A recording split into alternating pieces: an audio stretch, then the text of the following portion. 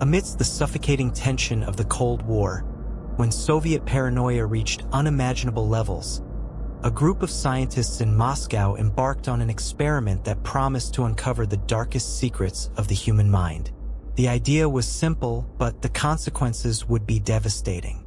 My name is Dr. Viktor Ivanov, one of the scientists involved in this experiment. We were handpicked by the Soviet government due to our expertise in neuroscience and psychology. The objective was clear: to discover the limits of sleep deprivation using an experimental gas that supposedly would prevent the subjects from falling asleep.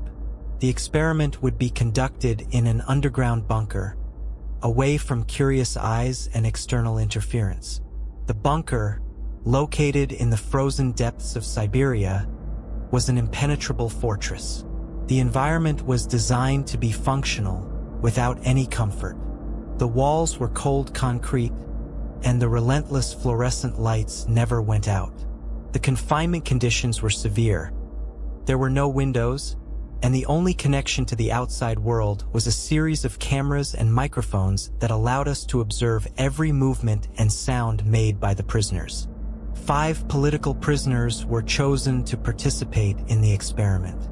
They were transported under the cover of night, hooded and handcuffed, their identities erased and reduced to mere numbers in a report. Among them was Alexei, a former journalist accused of espionage, and Mikhail, a vocal dissident against the regime. Their fates were now in our hands.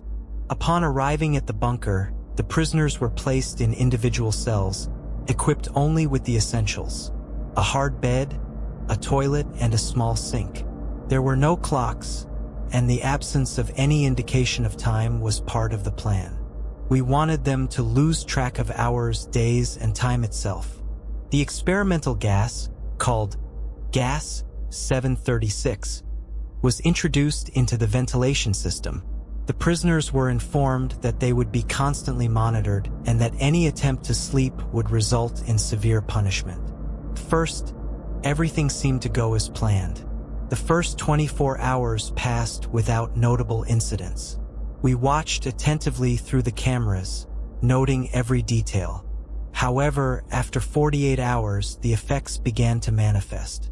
Alexei, the former journalist, was sitting on his bed, rocking back and forth, murmuring to himself. Mikhail, the dissident, was pacing incessantly, his hands trembling.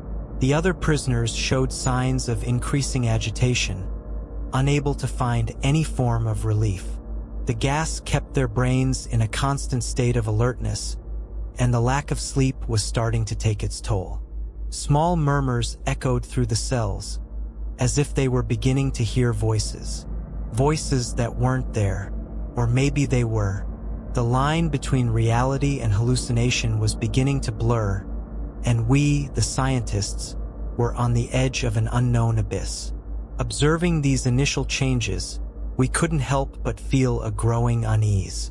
What had begun as a scientific quest was quickly turning into something much more sinister. And though we were in control, a persistent question hammered in our minds. How far could we go before we lost control?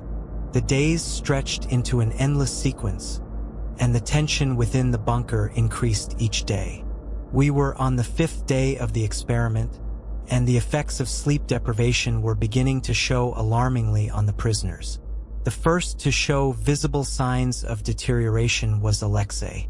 His hands trembled constantly, and his eyes, once filled with determination, were now empty and lost. He began to report strange sensations, describing an invisible presence that seemed to follow him wherever he went.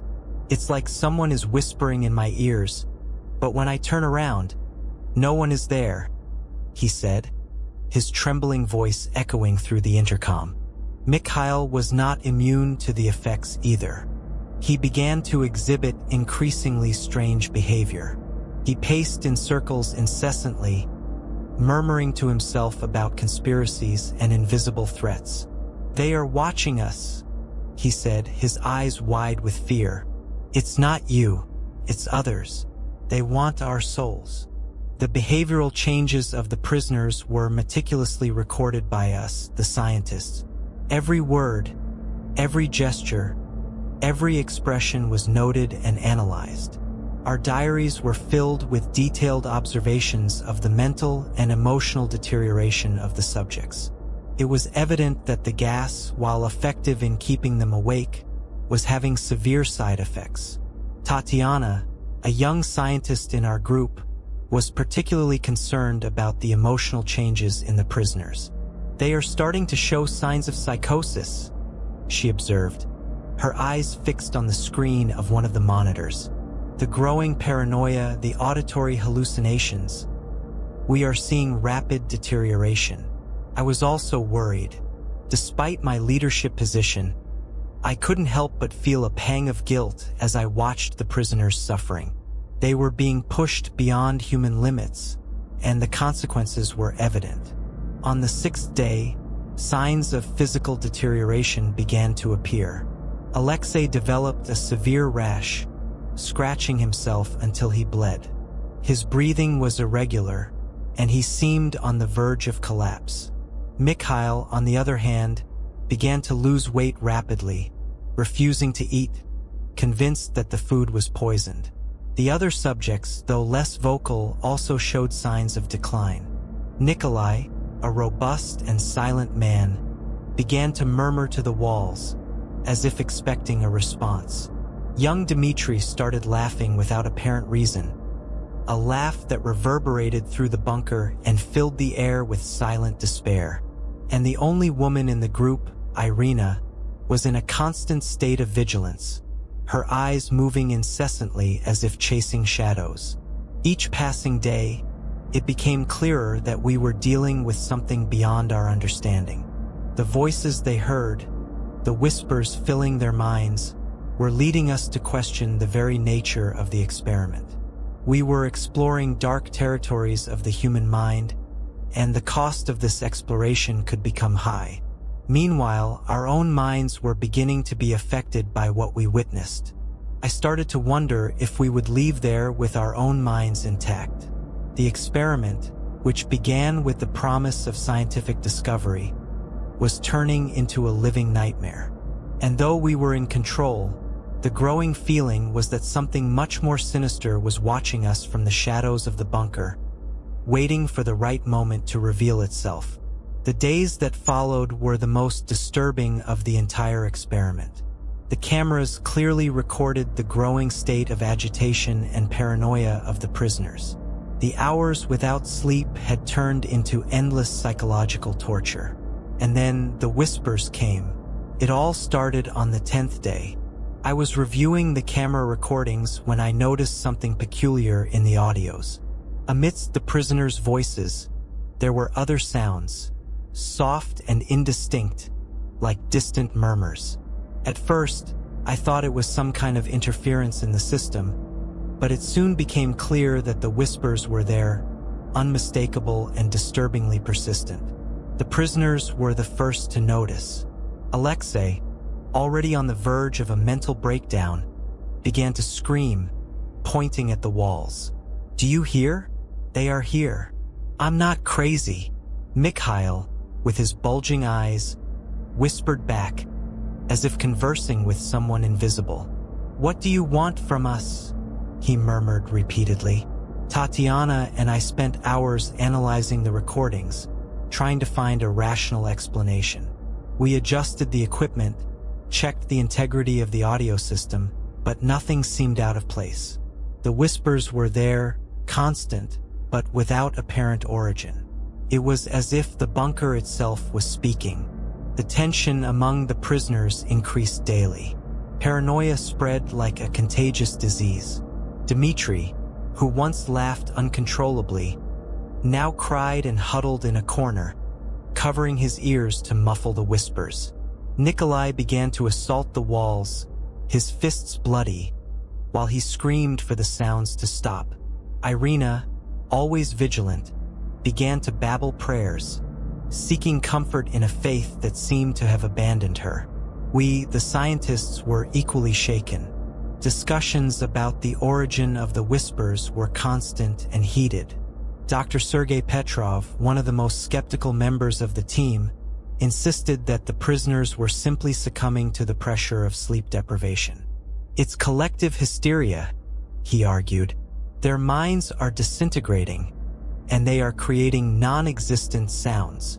But others, like Tatiana and me, began to suspect something more sinister. What if the whispers are real? I asked in a meeting. What if the gas is doing something beyond preventing sleep? Something we are just beginning to understand. The debate intensified, and our own relationships began to wear thin under the pressure. The bunker, once a place of science and observation, was becoming a prison for all of us, scientists and prisoners. The environment, already claustrophobic, now seemed alive, breathing and whispering its secrets in the shadows. The situation reached a critical point on the 12th day. During one of our observations, Mikhail attacked Alexei without warning, screaming that he was the source of the whispers. The guards quickly intervened, separating them, but the damage was done. Violence was at the surface, and we knew it wouldn't be long before something irreversible happened. The whispers continued, uninterrupted, as a constant reminder that we were dealing with forces beyond our comprehension. What began as a scientific experiment was turning into a living nightmare, where the line between reality and hallucination became increasingly thin.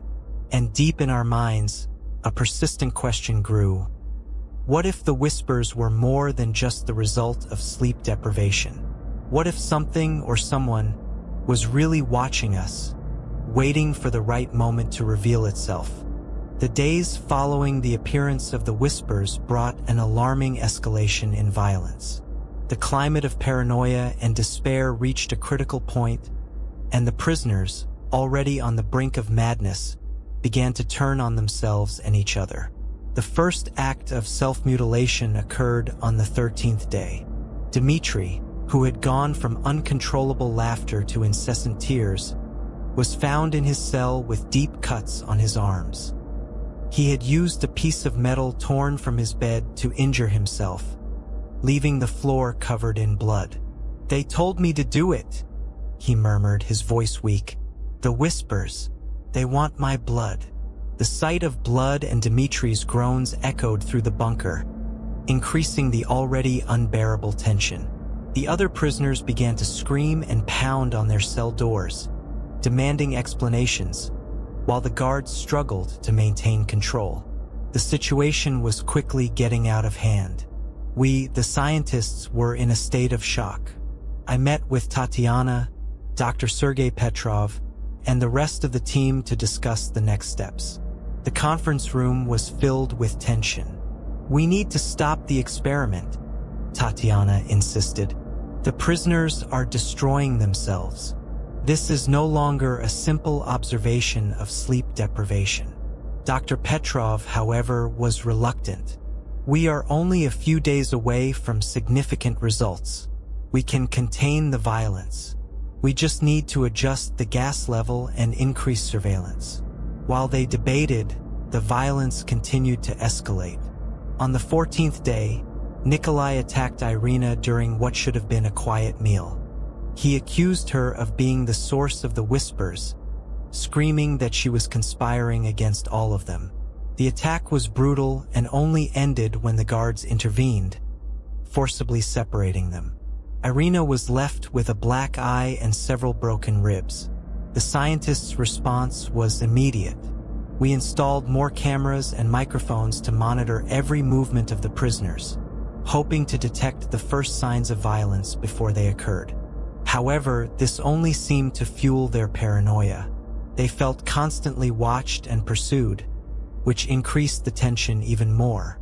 We tried to intervene directly, sending doctors to treat the wounded and psychologists to try to calm them. But the prisoners refused help, believing that anyone who entered the bunker was part of a conspiracy to torture them. Dmitri, now weak due to blood loss, screamed for them not to come near, accusing the doctors of being the bearers of the whispers. Tatiana and I began to realize that the gas was doing something deeper than just depriving them of sleep. It seemed to be awakening dark parts of their minds, bringing out fears and paranoias that would normally remain dormant. "This goes beyond sleep deprivation," Tatiana whispered to me during one of the sleepless nights we spent analyzing the data. "We are tampering with the essence of human sanity."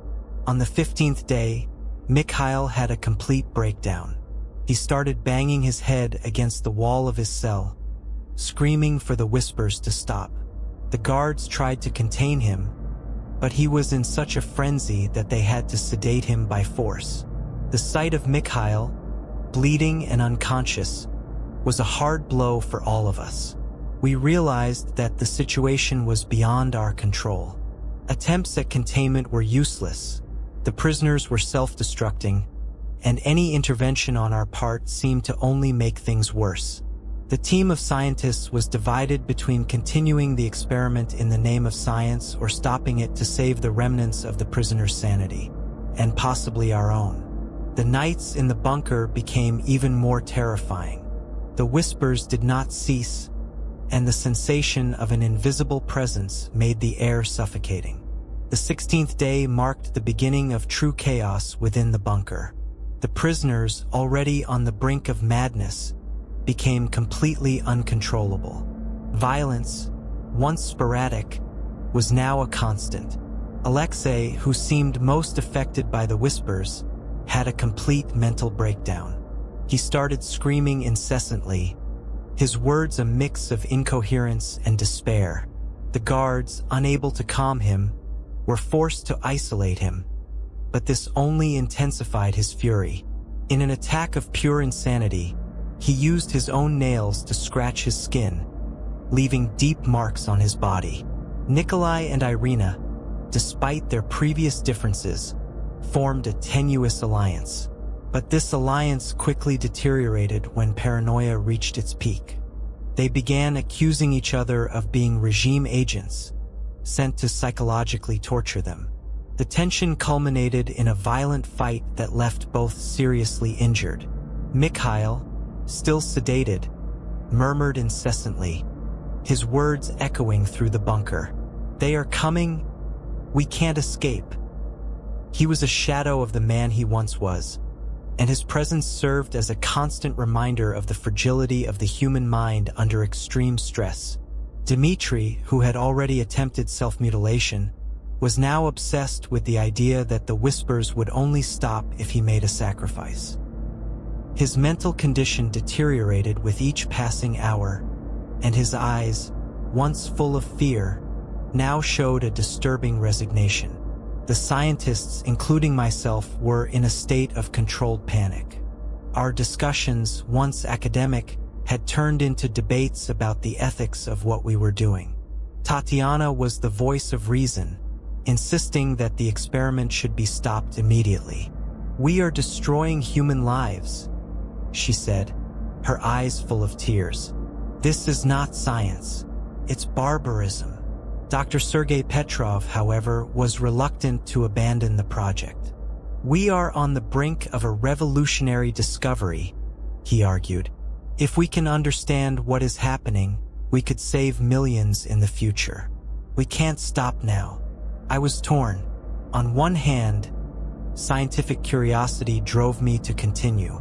We wanted to understand how far the human mind could be pushed before it completely broke. But on the other hand, the sight of the prisoners in such a state of despair was unbearable. We were tampering with forces beyond our comprehension, and the price was the sanity of human beings. On the 17th day, an emergency meeting was convened. The bunker was on the verge of a riot. The prisoners, now in a constant state of agitation and violence, were a threat not only to themselves but also to all of us. The decision to stop the experiment was becoming increasingly urgent. As we discussed, the prisoners' screams echoed through the corridors. It was a sound we wouldn't soon forget, a reminder that we were dealing with something beyond our comprehension. "We need to do something now," Tatiana insisted, her voice a mix of determination and despair. "Before it's too late. The final decision would be made soon, but we all knew that, regardless of what we chose, we had already crossed a line that could not be erased. The experiment, which began as a quest for scientific truth, had turned into a nightmare of horror and insanity. And the true nature of what we were facing was still hidden in the shadows, waiting to be revealed." After the emergency meeting, an atmosphere of resignation and determination took over us, the scientists. We knew we needed to find answers before it was too late. We gathered all the available data and began an exhaustive analysis of the effects of the gas. Tatiana and I spent hours reviewing recordings, observing every detail of the prisoner's behavior. What we discovered was disturbing. The gas, originally supposed to only prevent sleep, was causing profound changes in brain function. The areas responsible for REM sleep were being inhibited, but other parts of the brain, associated with fear and paranoia, were hyperactive. "This is not just sleep deprivation," Tatiana said, her eyes fixed on the monitor screen. "The gas is activating parts of the subconscious that normally remain dormant. It's as if we are forcing them to constantly face their worst fears." This discovery opened a new path of investigation.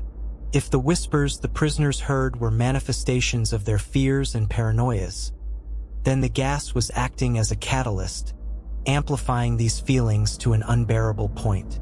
But there was something more. The voices were not just reflections of the prisoners' thoughts. They had an almost supernatural quality, as if an invisible presence was communicating with them. Dr. Sergei Petrov, although initially skeptical, began to consider this possibility. "What if the gas is somehow opening a door to the subconscious?" he asked. "What if these whispers are more than hallucinations? Maybe we are dealing with something that science cannot fully explain yet." These theories led us to delve deeper into the prisoners' accounts. Alexei, in his moments of lucidity, spoke about a dark figure he saw in his dreams, even while awake. "He whispers secrets I don't want to hear," Alexei murmured, "things that were buried deep in my mind." Irina, who had always been religious, began to believe they were being punished for something beyond their actions on Earth. "These whispers are demons," she said with conviction. "They want our souls. We are trapped in a nightmare we can't escape." Mikhail, in a rare moment of calm, spoke about his childhood, about old fears he thought he had overcome. "They know everything about me," he said, his eyes vacant. "Every fear, every secret. They bring them to the surface, as if they were stripping me bare." Dmitri, the most mentally fragile, was convinced that the whispers came from another world. "They are on the other side," he said, pointing to the bunker walls. "They want to take us there."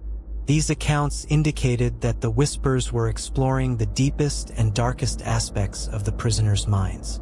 But the question remained, why?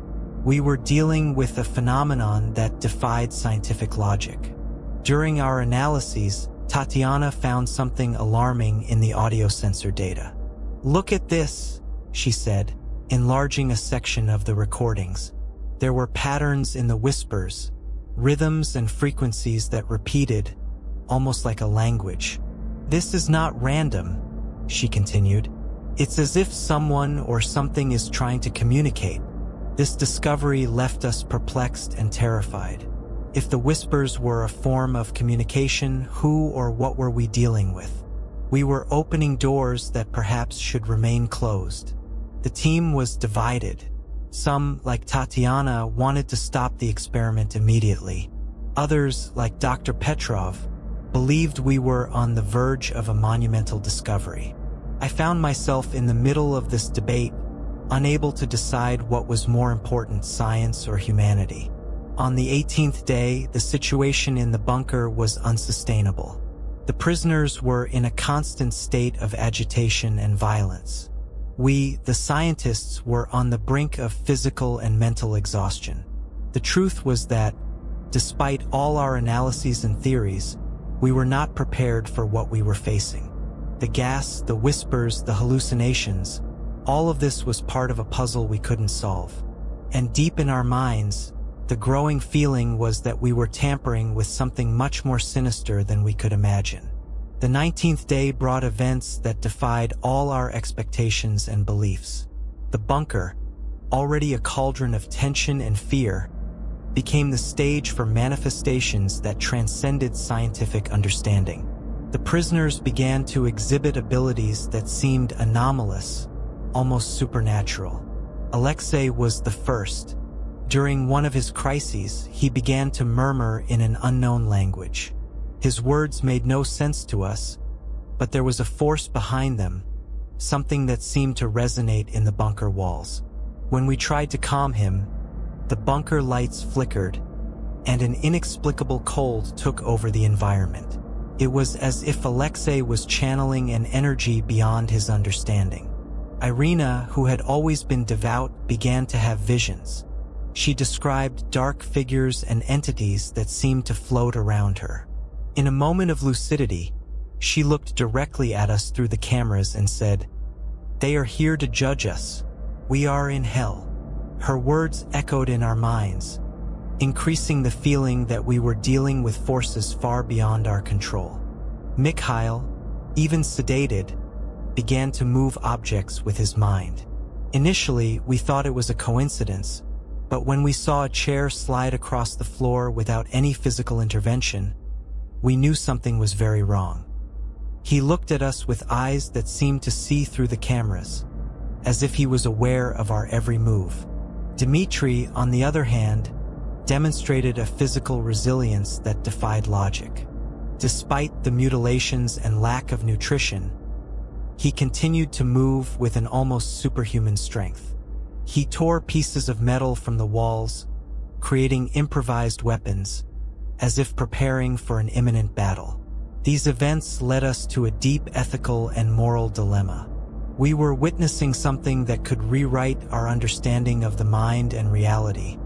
But at what cost? Tatiana, increasingly distressed, proposed stopping the experiment immediately once again. "This is no longer science," she argued. "We are dealing with something far beyond our control."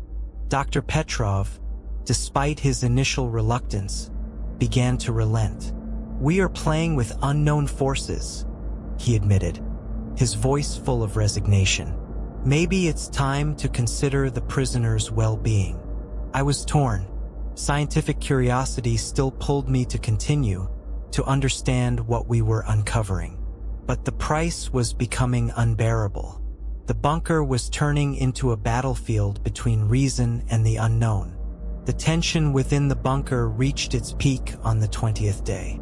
The prisoner's anomalous manifestations became more frequent and intense. The cameras captured moments of pure madness, where the prisoners seemed to transcend their human limitations. The voices in the whispers became clearer, more insistent, as if trying to communicate something urgent. On a particularly cold night, while we analyzed the data, all the bunker lights went out simultaneously.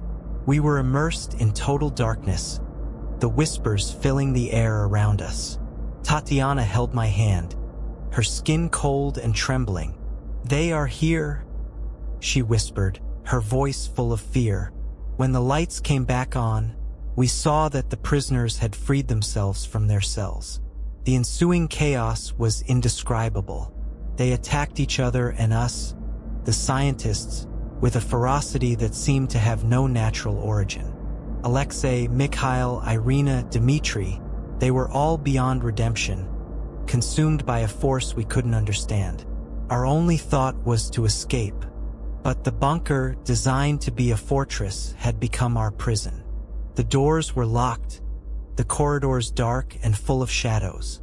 But with much effort, the guards managed to control the situation. The 21st day marked the beginning of the end for all of us. The chaos that had consumed the prisoners began to spread among the team of scientists. The bunker, already a place of horror and despair, became even more suffocating as we began to feel the psychological effects of the experiment. Couldn't sleep. Even when my eyes were closed, the whispers filled my mind, repeating disconnected and disturbing phrases. Tatiana, who once was an anchor of sanity, now seemed on the verge of a breakdown. "They are in our heads, Victor," she said, her eyes wide with fear. "The gas? It's affecting us too." Dr. Petrov, always so skeptical and rational, began to show signs of paranoia. He isolated himself in the laboratory, surrounded by screens and monitors, murmuring to himself about conspiracies and betrayals. "They want to destroy us," he said, his eyes fixed on a distant point. "We need to find a way out before it's too late." The nights had become a shared nightmare. The sound of the whispers seemed louder, more insistent, as if trying to break our last mental defenses. The bunker, once a place of science and observation, was now a prison where sanity was rapidly disappearing. Tensions among the team increased. Distrust and accusations became common. One of the scientists, Dr. Andrei Volkov, accused Tatiana of sabotaging the experiment. "You've always been against this," he shouted, his eyes full of anger. "You're trying to destroy us." Tatiana, in response, became increasingly isolated, her mind consumed by fear and guilt. "I never wanted this," she whispered to me in the rare occasions we met. "I just wanted to understand. But now we are all doomed." Desperate attempts to regain control of the experiment miserably failed. The prisoners, now completely out of control, became a constant threat. Nikolai managed to escape his cell and attacked one of the guards, leaving the man seriously injured before being contained. The bunker doors, once a secure barrier, now seemed impossible to open. The security system, which was supposed to protect us, now kept us trapped.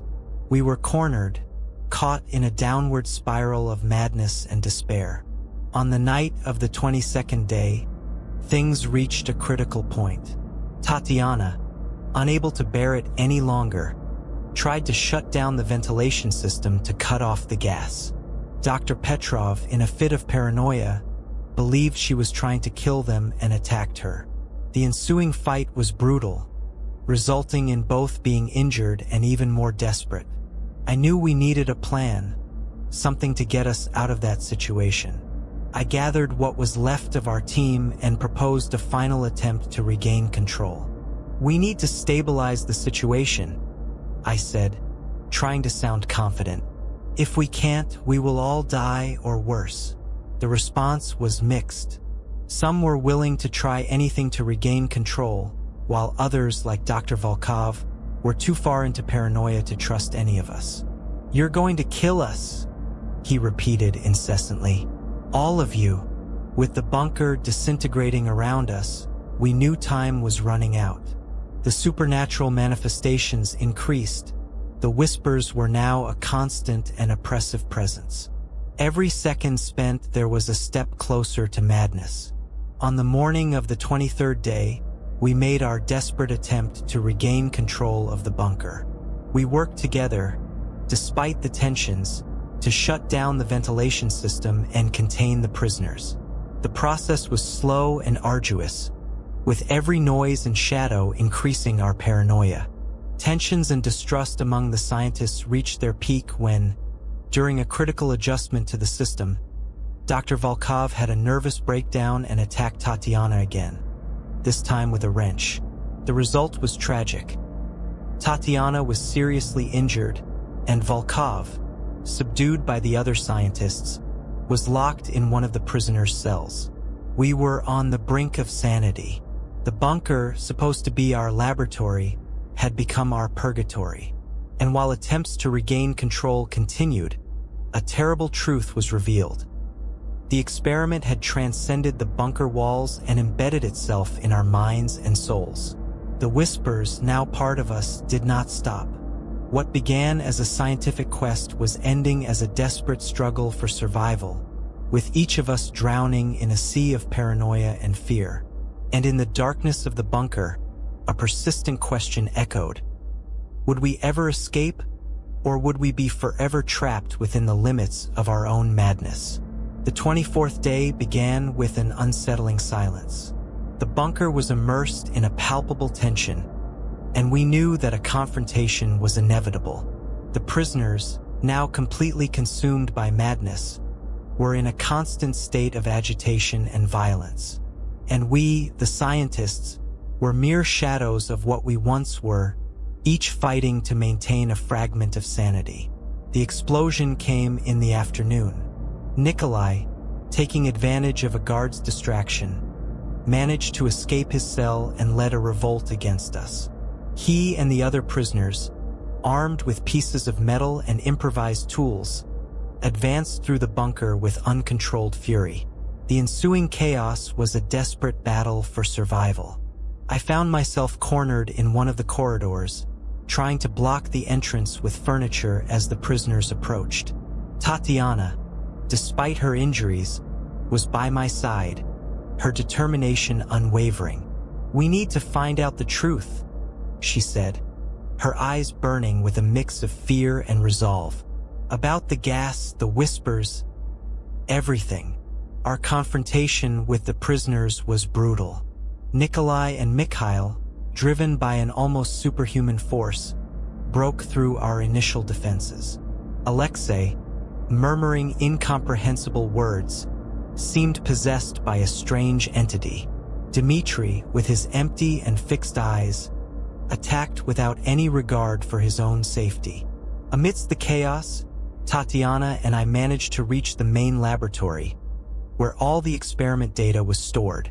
We knew that the only way to understand what was happening was to access the records and discover the truth about the gas and the experiment. While Tatiana searched through the files, I kept the door blocked, the sounds of the fight outside echoing through the corridor. Finally, she found a confidential report, a document we had never seen before. "Victor, you need to see this," she said, her voice trembling. The document revealed that the experimental gas 736, had not only been developed to prevent sleep. It was designed to explore and manipulate the deepest recesses of the human subconscious. The whispers the prisoners heard were not hallucinations. They were manifestations of their deepest fears and traumas, amplified by the gas. This is monstrous," Tatiana whispered. They knew this could happen. They were experimenting with the prisoners' minds in ways we could never have imagined. But there was more. A paragraph in the report mentioned something even more disturbing. The gas was linked to a series of previous experiments conducted on prisoners of war. The whispers, the report said, were a kind of psychic echo from the minds of those who had been subjected to the gas before. It was as if the gas had the ability to store and transmit the horrors experienced by others, creating an endless cycle of pain and madness. At that moment, the door was knocked down, and Nikolai entered, his eyes full of hatred and despair. "You knew!" he screamed, advancing on us. "You condemned us to this." The ensuing fight was frantic. Tatiana tried to explain, to show the report, but Nikolai was beyond reason. He attacked with brutal force, and we only managed to contain him when a guard arrived and struck him down with a precise blow. With Nikolai unconscious, I looked at Tatiana, who was in tears. "They used all of us," she said. "The prisoners, the scientists. We are all just pawns in an experiment that should never have happened." The horror of the truth was overwhelming. We were all trapped in a cycle of madness induced by the gas, and the whispers were a constant reminder of the horrors experienced by those before us. The bunker, supposed to be a place of scientific discovery, had become a graveyard of tortured minds. At that moment, we realized there was no easy escape. The gas had done something irreversible to all of us. The true confrontation was not just between the prisoners and the scientists, but within our own minds, battling the echoes of despair and pain the gas had unleashed. And so, as the fight continued around us, a grim acceptance took hold of us. We knew the experiment had revealed a terrible truth about human nature and the limits of science. And in the heart of the bunker, the whispers continued, constantly reminding us of the price of our curiosity. The 25th day dawned with a deadly silence. The bunker was in a state of maximum tension, and we knew our only choice was to try to escape or accept our grim fate. With the prisoners on the verge of total insanity, and we, the scientists, not far behind, the air was charged with a mixture of fear and determination. The prisoners, led by Nikolai, were more aggressive than ever. The cameras showed Alexei pacing back and forth, murmuring to himself, while Mikhail, Dmitri, and Irina remained restless, their eyes devoid of sanity. The gas's influence had transformed their minds and bodies into something almost inhuman. We, the scientists, were in a state of controlled despair. We gathered what strength we had left and armed ourselves as best we could. Tatiana, Dr. Petrov, and I decided to make one last attempt to regain control of the bunker and, if possible, escape alive. "We need to shut down the gas and open the doors," Tatiana said, her voice trembling but full of determination. "It's our only chance." The plan was simple but dangerous. We would divide the team into two groups. The first group, led by Tatiana, would go to the control room to shut down the ventilation system and open the doors. The second group, led by Dr. Petrov and me, would try to contain the prisoners and protect the path to the exit. The tension was palpable as we moved through the bunker corridors. The whispers were louder than ever, filling the air with a noise of indistinct and disturbing voices. Every step was a battle against the growing fear and paranoia seeping into our minds. Tatiana and her group reached the control room while we positioned ourselves strategically to face the prisoners. The first attack was brutal. Nikolai attacked with superhuman force, his fury fueled by the gas. Dr. Petrov tried to hold him back but was quickly overpowered. Nikolai seemed unbeatable, his insanity giving him a strength none of us could match. As we fought desperately, I heard Tatiana scream over the intercom, "I've shut down the gas. The doors are open. We need to get out now." With that, we knew it was time for a desperate retreat. We tried to fall back to the exit, but the prisoners pursued us relentlessly. The violence peaked when Mikhail and Dmitri attacked simultaneously. We managed to repel the attacks with what strength we had left, but each passing second made it clear we couldn't maintain this resistance much longer. Tatiana and her group returned to join us, but Nikolai, driven by uncontrollable madness, blocked our path. "You won't escape," he roared, his eyes gleaming with supernatural malevolence. "We are all doomed." In the final confrontation, the situation became chaotic. Dr. Petrov, in a last act of courage, threw himself at Nikolai, momentarily bringing him down but at the cost of his own life. With Nikolai temporarily out of combat, we ran towards the bunker exit. When we finally reached the exit, the daylight seemed like a distant dream. But as we crossed the door, we were confronted again by the remaining prisoners.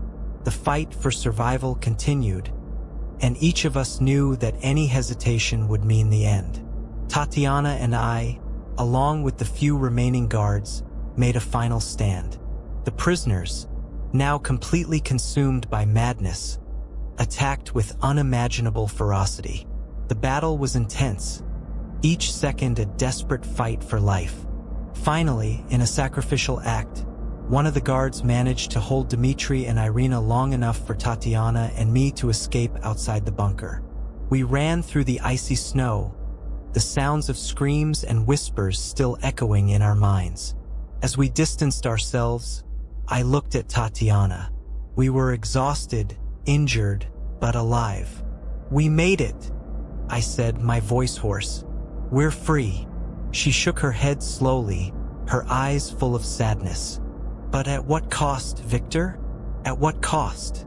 The bunker was left behind, a tomb of unfathomable horrors. We knew we would never be completely free from the horrors we witnessed. And as we walked into the unknown, we carried the scars of an experiment that went beyond the limits of science and human sanity. The fight for survival wasn't over, but at least, for now, we had escaped the hell we created. And so, with the snow falling gently around us, we moved forward, knowing that the real challenge was just beginning. If you liked this story, subscribe to the channel and check out the next story playing on the screen.